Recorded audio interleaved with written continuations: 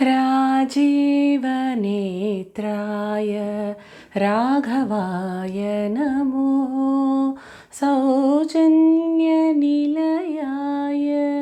जानकीसाय राजीवनेत्राय राघवाय NaMo.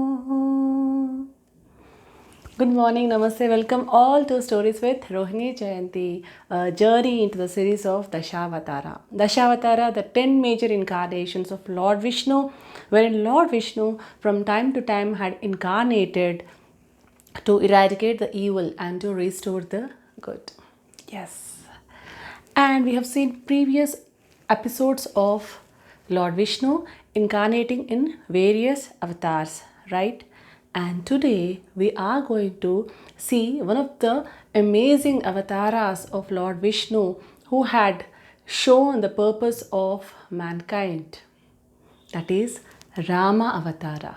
Yes, Rama Avatara is the 7th Avatara of Lord Vishnu, wherein Lord Vishnu incarnates himself as a normal human being to kill the demons like Ravana, Kumbhakarna, and to protect the entire mankind, and to show to humanity the real purpose of life and to follow Dharma. Yes. But before we get into the story of Rama, we have to know about Ravana, right? Yes.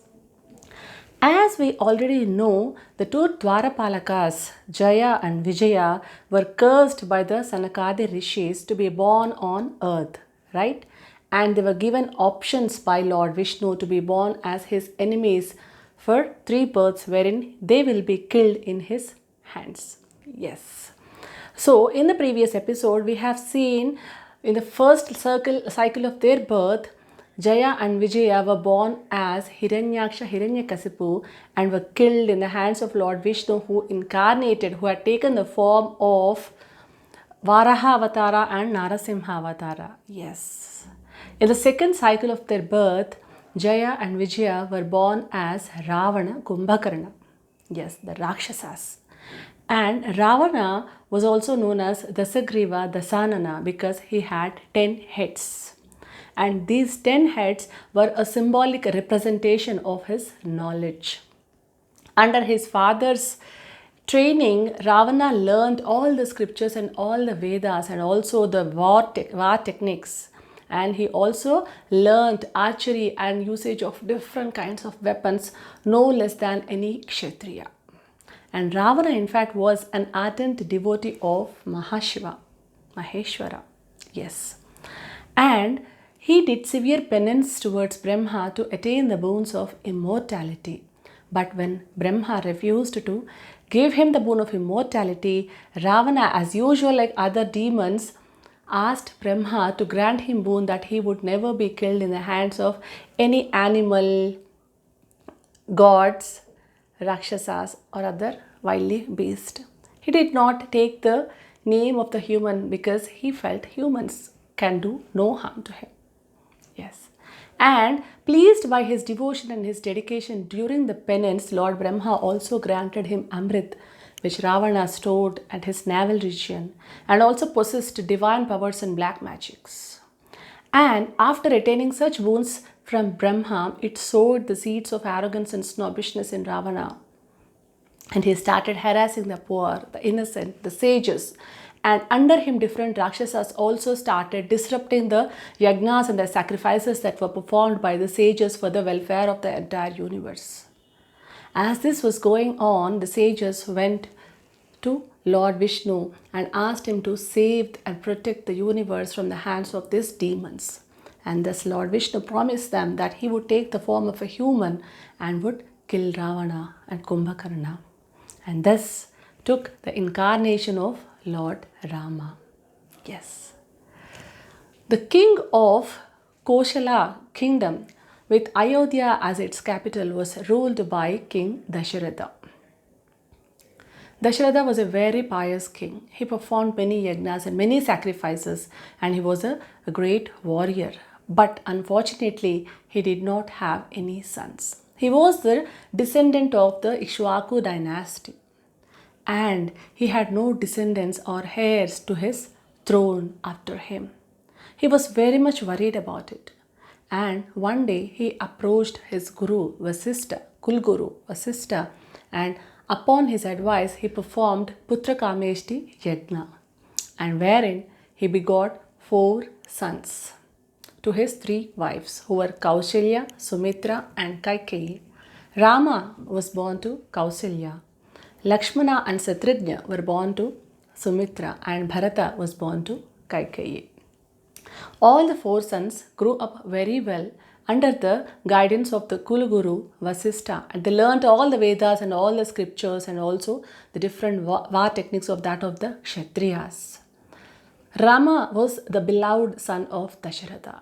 In fact, his charm and glory has garnered praises for him across the universe, and in the kingdom too, everybody loved Rama for his good attitude, good deeds, and his humanity. Yes. When Rama reached the age of 16 years, one day sage Vishwamitra announced, and King Dasharatha welcomed him with great devotion. And sage Vishwamitra, upon inquiring of the welfare, told him that all his yajnas and sacrifices were being disrupted by the Rakshasas named Tataka, a mother, and her 2 sons, Maricha and Subahu. And he asked the king to send Rama along with him to fight with the Rakshasas. But Dasharatha was unwilling to send Rama because he was his beloved son and he was too young to fight with the Rakshasas. But upon insisting and also being guided and advised by his Guru Vasista, he had to send Rama along with sage Vishwamitra. But along with Rama, Lakshmana also went. Lakshmana always used to stay with Rama. He never parted with him. He was his companion for lifetime. So Rama and Lakshmana went with sage Vishwamitra to his hermitage. On the way to the forest, sage Vishwamitra taught them many kinds of incantations, that is mantras, and also the usage of different kinds of astras, the techniques, everything to them. And upon reaching the hermitage, he told Rama about his work. And all the sages, they sat for the yajna, that was a sacrificial rite. And that time, Dhataka, the demon, started disrupting the yajna along with her 2 sons, Maricha and Subahu. Rama initially resisted to fight as she was a female. But as per the rules of the Kshatriya warriors, since that they had to fight, and moreover, since she being a demon, he had to fight with her. And he killed Tataka and her son Subahu. He did not kill Maricha. Instead, using one of his astra, he threw him far away into the oceans near the Lanka. All the sages were very much pleased by Rama's and Lakshmana's valor, and they profusely showered their blessings to them and were very happy that the yajna was performed successfully. On the other hand, the kingdom of Videha was ruled by Rajarshi Janaka with the capital city at Mithila. And Rajarshi Janaka had an adopted daughter, Sita, whom he found while ploughing the fields. Yes, Sita attained the age of marriage, and Rajarshi Janaka wanted her to get married to a person who could wield or charge the bow, or the powerful bow that was given to him by Lord Shiva. And so he had declared the Swayamvara of Sita. And the invitation of the Swayamvara had also reached the hermitage of sage Vishwamitra. And that time, since Rama and Lakshmana being there, sage Vishwamitra took them to Mithila. On the way, they came across a desolated ashram, a hermitage. And when inquired, Vishwamitra told Rama that that ashram belonged to Muni Gautam, Rishi Gautam, and his wife Ahalya, who had been cursed by Gautam and who turned into a stone and still existed inside the ashram. Rama walked inside and touched the stone with his feet, and she was freed from the curse, and she transformed into a lady. And the hermitage had got its own old glory. And thus, taking their blessings, Rama Lakshmana along with Vishwamitra, they reached Mithila. Upon hearing that sage Vishwamitra had come, Janaka went and received him with lot of devotion and was also pleased to see Rama and Lakshmana and invited them for the Swayamvara that was scheduled the next day and made necessary arrangements for their stay. The next day, when the Swayamvara began, kings from the warriors, kshatriyas, kings, and powerful rulers from across the world have come there, including Ravana, but none of them could even lift the bow. Then Rama took the blessings of his Guru Vishwamitra and went and lifted the bow with lot of ease. And he bent the bow in order to tie the spring to the bottom, but it broke into pieces. Everybody around were speechless, and to everybody's amazement, Rama could do it in no time. So, Janaka was very much pleased, and thus he married Sita to Rama. The breaking of the bow had the information of the breaking of the bow had passed across the world. Everybody were amazed. Everybody were speechless, spellbound to listen to that, to hear to that Rama had broken the powerful bow that was presented to Janaka Maharshi by Shiva, Lord Shiva. And this news had also been received by Parashurama. As I have told you the story of Parashurama Avatara. Yes, Parashurama then furiously he came to capture Rama. But seeing the pleasantness, the glory and the charm on Rama's face, Parashurama lost all his anger. And the glory of Parashurama was absorbed by Rama. And thus Parashurama realized that Rama was none other than Lord Vishnu. And he bowed to him, took his blessings, and he returned back. And at the same time, Lakshmana and other brothers Shatrughna and Bharata were also married to the girls of the royal family of Rajarshi Janaka. And all the brides and the grooms happily went to Ayodhya, the capital city of Koshala. And Dasharatha was very happy to see his sons being married to such wonderful ladies, and he welcomed everybody including Janaka, Rajarshi Janaka, and they had a big celebration over there. As time passed, Rama, Sita and all others, they happily lived in the kingdom of Ayodhya. And then that time Dasharatha thought that it was the time for the coronation ceremony of Rama to be made as the king, because he was the deserving person. So he called all the preceptors and arranged for a council. And everybody showed their willingness to make Rama as the king of Koshala. And the celebrations of the coronation ceremony had started. There was, colorful happiness, charmness, excitement everywhere except for one person. That was Mandara. Mandara was a confidential maid of Kaikeyi, the wife of Dasharatha. And Mandara, she somehow hated Rama, and therefore she went to Kaikeyi and told her that Rama was being made as the king, would be made the king. Kaikeyi was very much pleased because she too loved Rama so much, and she also knew that he was the most deserving person to be made as the king of the kingdom, of that particular kingdom.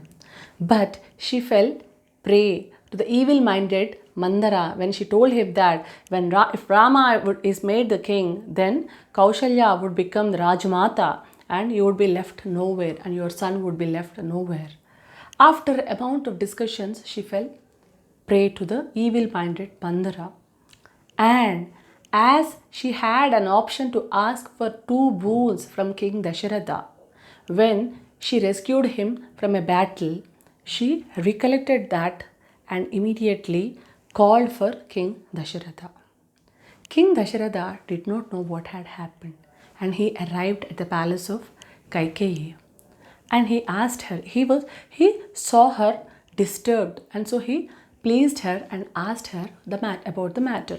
Then Kaikeyi asked King Dasharatha for 2 boons. The one that Rama would be sent to exile for 14 years, and the second one that her son Bharata be made the king. Dasharatha was shocked to listen to those words, and he swooned. He collapsed. He pleaded Kaikeyi not to send Rama to the forest because he loved Rama so much and he could not part with him even for a minute. But Kaikeyi did not accept it. She said, in case if he did not grant her boon, he would be missing his word that he had given her that day. And Dasharatha had no other chance, and they called for Rama. Upon hearing the incident, Rama rushed to the palace of Kaikeyi, and he gladly accepted the words of his father, and he told Kaikeyi, his mother, that he was ready to and he was happy to leave to the forest for 14 years and let Bharata be made the king. Saying this, Rama, along with Sita, his wife, and Lakshmana, who never parted with him, all the three set on their journey to the forest, leaving the kingdom of Ayodhya in tears. And what happened when Rama went to the forest? And how did Ravana take away Sita? Did Rama fight with Ravana? Did he bring back Sita? How did Rama meet Hanuman? So many questions running in your mind, right? Yes.